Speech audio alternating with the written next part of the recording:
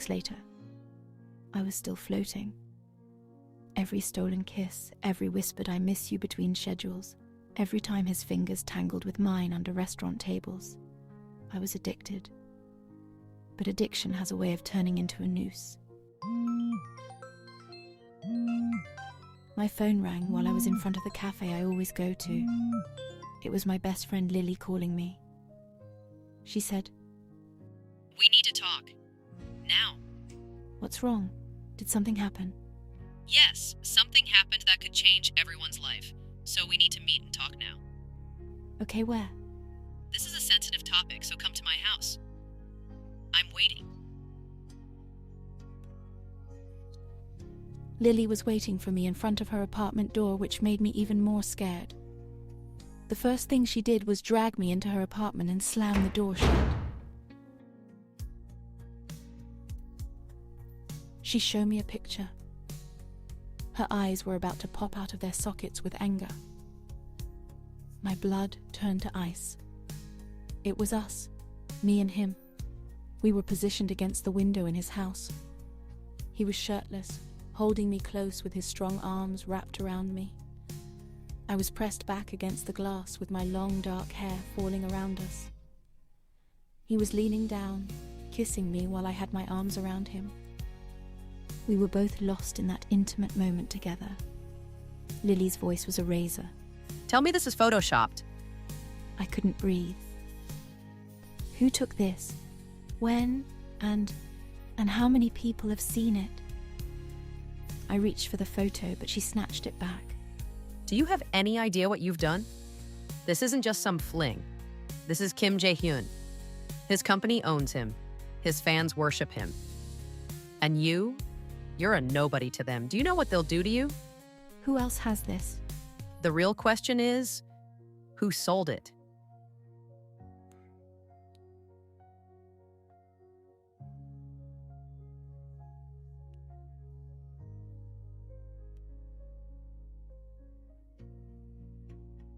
Jae-hyun's penthouse smelled like whiskey and rage.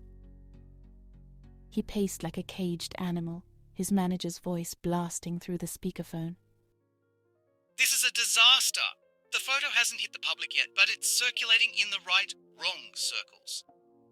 Someone's blackmailing us, Jae-hyun. They want money, or they leak it to dispatch."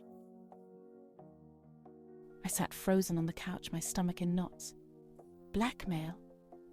Jae-hyun snarled. "Who took it?" A beat of silence.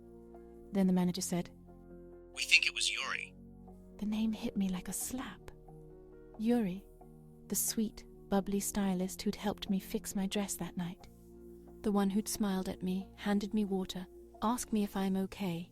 After Jae-hyun dragged me away, she'd been watching. His manager kept talking, but I couldn't hear over the roar in my ears. Until... There's more. A new photo slid into the group chat. My breath stopped. It was from last night. Jae-hyun, pressing me against the dressing room wall, my legs wrapped around his waist, his lips on my neck, my head thrown back in pleasure, and beneath it a message. 50 billion won, or the world sees how dirty their precious idol really is. Jae-hyun's phone cracked against the wall. 2 days later, the blackmailer wasn't playing games. A blurred version of the first photo leaked on a forum, just enough to send fans into a frenzy, just enough for Jae-hyun's secret lover to trend. His company went into lockdown. He and I were sitting in our secret place, a cafe far outside the city in a very quiet place. His CEO came in suddenly and I got up to let them talk. I sat far away from them, but I could still hear what they were saying.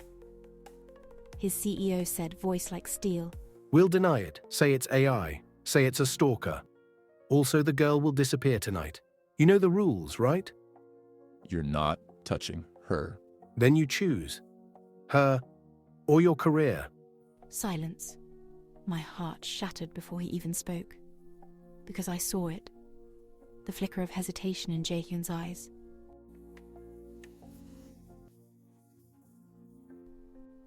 At that moment, I got out of there and ran away. I ran. Not from him. For him. The streets were slick with rain as I shoved my few belongings into a duffel bag. Lily stood in my doorway. Where will you go? Somewhere they won't find me. She grabbed my wrist. Listen to me. He hesitated. Are you really going to throw your life away for a man who... I interrupted her and shouted, yes, because I knew him, knew the weight of the world on his shoulders, knew the way his hands shook when he thought I wasn't looking. And I knew this. If I stayed, they'd destroy him. My phone buzzed in my pocket. One last message. Him. Wait for me, I'm coming. But the next text wasn't from him. It was an unknown number. Too late, little mouse. We're already here.